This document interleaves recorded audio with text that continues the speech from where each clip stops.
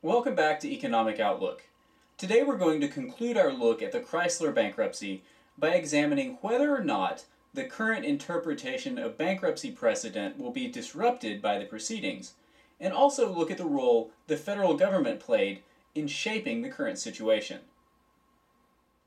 In our last entry, we saw that the Chrysler bankruptcy appeared to favor junior creditors over senior lenders in a bankruptcy filing. This typically isn't the case. In a normal bankruptcy, senior secured debt holders always receive first payment. We'll look at whether or not the bankruptcy code is being changed by the Obama administration's more interventionist policy toward Chrysler. Bankruptcy expert Stephen Levin has argued that observers are misinterpreting our bankruptcy code, specifically the application of Section 363 dealing with the sale of assets. Mr. Levin has shown that Chrysler is bundling all of the assets tied to secured debt held by senior debt holders into a shell company and then selling that shell company to the debt holders for $2.2 billion.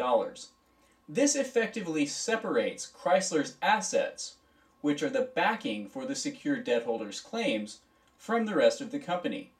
As a result, the company's restructuring efforts with Fiat are not in the purview of the senior debt holders.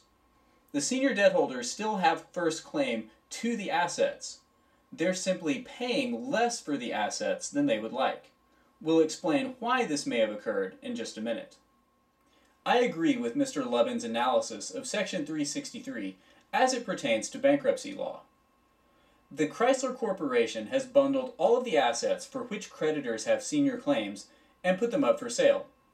Now, we need to explore why the sale price for these assets is below what many companies expected them to be. Section 363 deals with the sale of assets in a bankruptcy situation. In a typical Section 363 sale, a creditor is able to do what is called credit bidding for any assets a company puts up for sale. Credit bidding allows creditors to pay cash for assets only if the auction price for the asset exceeds the amount of senior secured debt owed by the company to the creditor. Let's give a practical example. If Chrysler had $50 million of secured debt with a creditor and decided to sell the asset that backed that credit, the company for which the money was owed could bid on the asset in any amount that it wanted to. However, it would only pay cash if the auction price for the asset exceeded the amount of credit Chrysler owed to the creditor. So, in the example, if Chrysler owed the creditor $50 million and the creditor bid $60 million for the asset, it would only have to pay Chrysler $10 million in cash, the difference between the sale price and the amount of debt the company owes the creditor. Section 363 credit bidding is extremely advantageous for secured debt holders.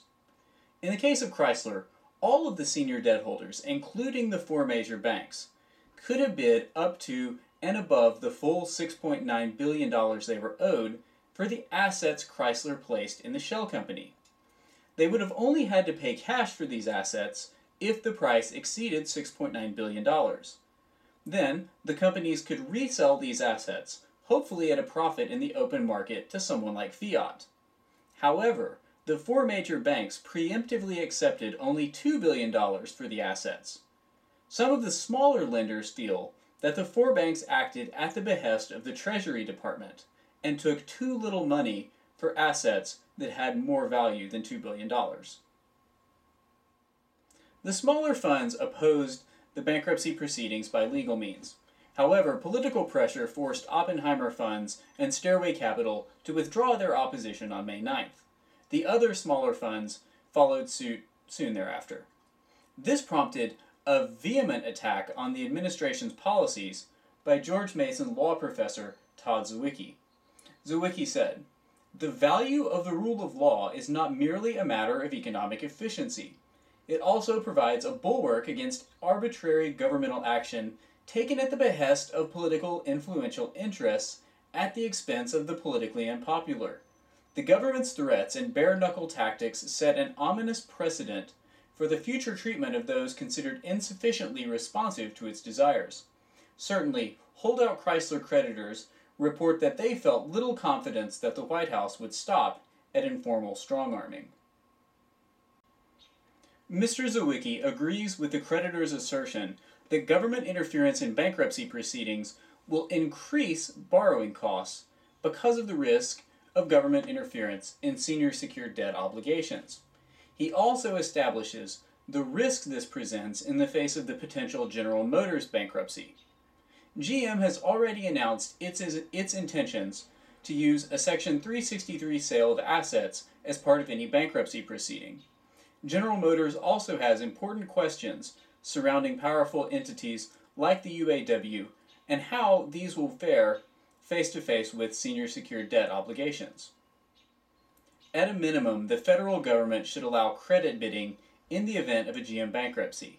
It should not pressure large banks that have received TARP funds into accepting a lowball offer for the sale of assets.